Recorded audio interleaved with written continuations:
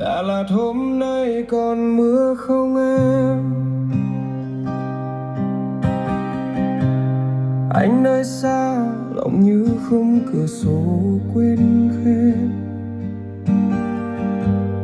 Chiều buông rơi trên mái ngói trầm,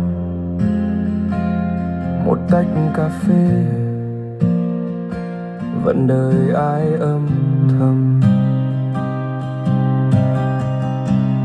Khói sương bay như giá